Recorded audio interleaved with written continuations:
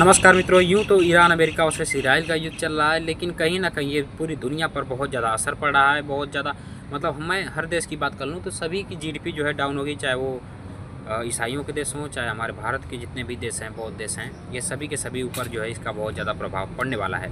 और प्रभाव क्या पड़ेगा कि आप सभी देखते होंगे कि इंडस्ट्रियल एरियाज़ में जितने भी लोहे की कंपनियाँ होती हैं, इसमें ज़्यादातर एलपीजी का प्रयोग होता है लोहे को काटने के लिए, चाहे मशीन द्वारा है क्यों ना काटा जाए।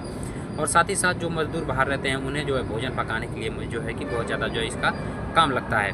और मैं बात करूं ग्रामीण इलाकों में, तो ग्रामीण इलाकों में उतना ज़्यादा असर नहीं पड़ने वाला है। ग्रामीण इलाकों में असर न पड़ने का सबसे बड़ा कारण है कि ग्रामीण इलाकों में अभी भी कंडे पर खाना कहीं ना कहीं बनता है और अभी भी भैंस गाय लोग पाल के रखते हैं। तो पहले से बहुत ज़्यादा कम हुआ। 2014 के बाद से जब से प्रधानमंत्री नरेंद्र मोदी की सरकार बनी तब से जो है कि गाय बस लोगों ने पालना कम कर दिया। लोग और आलसी हो गए, लोगों को फ्री का मिलने लगा, गैस सिलेंडर उपलब्ध हो गए, तो धीरे धीरे लोगों ने जो है कि अपना कार्य छोड़ दिया।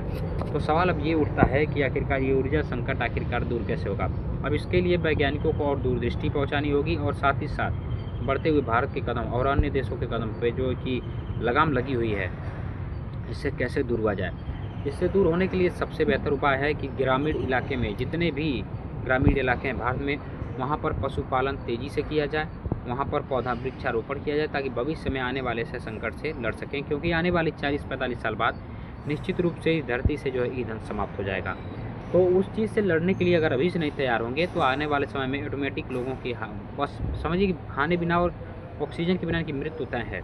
और जब पहले पुराने जो लोगों की जो बनाई हुई परंपरा है, अगर उस पर हम चलें तो मुझे लगता है सबसे ज़्यादा बेहतर होगा। अब मैं ऐसा क्यों कह रहा हूँ, अगर पुराने लोग बनाए हुए परंपरा पर चलेंगे तो आप किसी भी देश पर निर्भर नहीं रहेंगे। और जो शहरी इलाके हैं, इन इलाकों में ही केवल एलपीजी और जितने भी मतलब नेचुरली गैस हैं, इनका जो है कि मतलब सप्लाई और शहरों में ज़्यादा हो और यहाँ पे खपत जो नहीं हो।